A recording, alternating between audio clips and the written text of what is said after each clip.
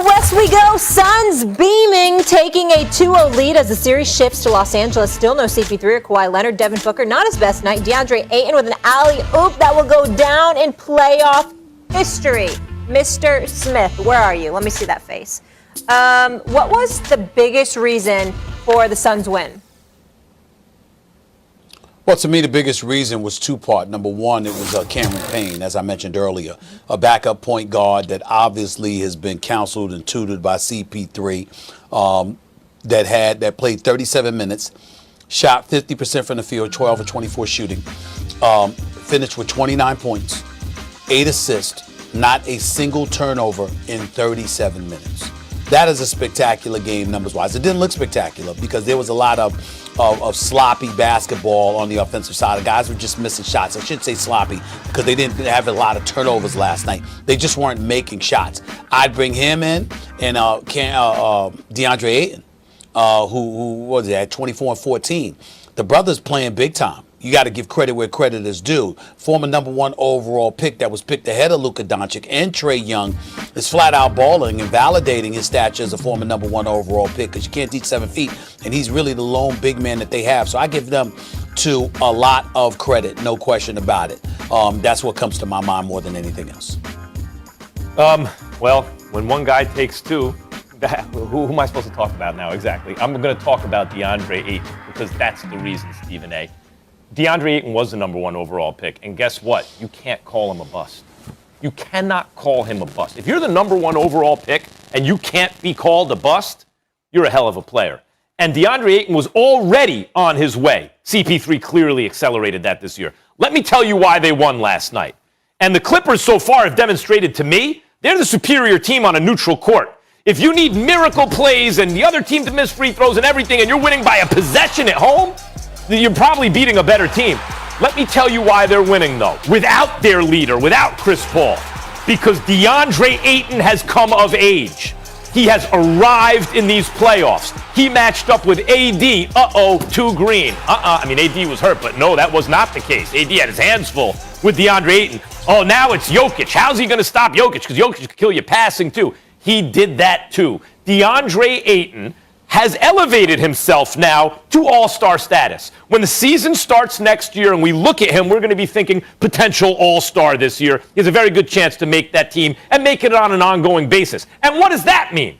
It means, unlike a team like the Bucks, who, hey, we have Giannis and Middleton once in a while might make an all-star team, and has Holiday ever made one? That kind of big three. No, they have Chris Paul and Devin Booker and now DeAndre Ayton. That's a legitimate big three. It's the last remaining one. And what does that mean? It means even when one of those guys isn't playing, in this case, Chris Paul, their leader, you still have enough. He was dominating the boards and stretches in that game. Forget about the winning alley-oop dunk, right? But he was the difference. You bring Cameron Payne, and they have a good team, but DeAndre Ayton was keeping them in it even when the shots weren't falling. He has arrived. Phoenix has a big three. Even without their leader, they were able to win. All right. Let me ask you this, Stephen A., coming to you here. So the final 1 minute, 57 seconds of the game took over 33 minutes of real time due to lengthy reviews. How bad is this for basketball? It's horrible for basketball. It's incredibly bad. Listen, the last minute and a half took about 30 minutes to finish. The last 30 to 40 seconds took about 27 minutes. There is no excuse for that. Zero. And it's a bunch of micromanaging that's coming from the league office. It's a mandate down to the officials. Scott Forster, the lead official last night, did not have a handle on things. It just took too damn long. Too much stuff to figure out. It should not have taken that long. I completely support Jeff Van Gundy complaining about it, even though Mark Jackson was hilarious, calling them Groucho Marx or whatever the hell he called them. Listen, basketball is a rhythm game, like a lot of other sports. And you have to take that into consideration, and we have to accept human error. Now, obviously, you have with the advent of instant replay and all of this other stuff and technology, Max, where you can slow things down and get it correct. We understand the importance of that. I'm not attacking, the fact that you're doing that. I'm attacking the fact that somehow, some way, after all of this time, you haven't mastered to expedite the process and to get it done quicker.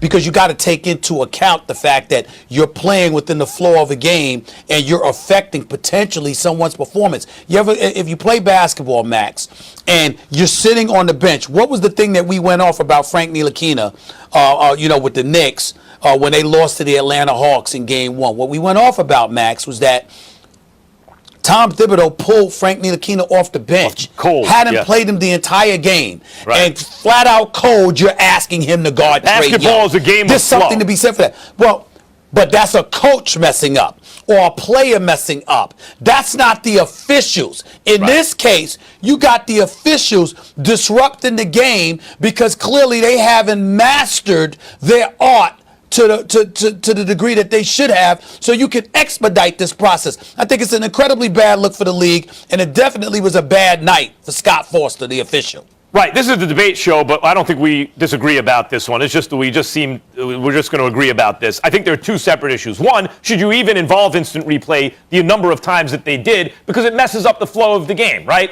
That's one. But two, like the NFL, what takes so long? What the hell takes so long? I'm sitting in my living room. I can see in 5 seconds on instant replay. Okay, sometimes I think I know, and then they show another angle, and they go, maybe see the third angle. Stephen A., I'll know in 15 seconds the right call on my couch, right? But people who are trained in this, who have the technology right there, it takes them a minute and a half, 2 minutes, 5 minutes. It's absurd. It's absurd. Make the best reasonable guess you can make based on the instant replay and move on, if you're even going to use it. Now, sometimes there are things like that play with Devin Booker when Pat Beverly poked it out and everyone was complaining about it. Yeah. Actually there, I understood why they did the call the way they did. Usually when a guy pokes it out, it's at least simultaneous. Like if he's not the last guy to touch it, his hand's on the ball at the same time as the other guy. What instant replay showed there was, no, in fact, clearly, Devin Booker's hand was on the ball last, even though Pat Beverly forced it out. No one liked the call, but by the letter of the law, they got it right.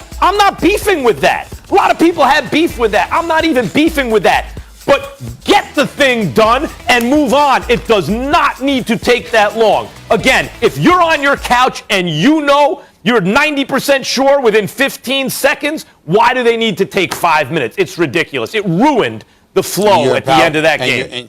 And you're empowering the officials to dictate an outcome when you lag like that. And you got to remember, the game took over 3 hours. The game took over 3 hours last night. Even the last play, Monty Williams draws up the last play, and Jeff Van Gundy was calling for it, right? So it was a brilliant play, but Jeff Van Gundy knew what to do, directly into the alley-oop. But you don't even have time to set everything up if there's not so much time taken on replays. It's like extra timeouts. No question. Thank God for naps and espresso. Otherwise, I wouldn't be here right now. All right, guys. Mad Max lived up to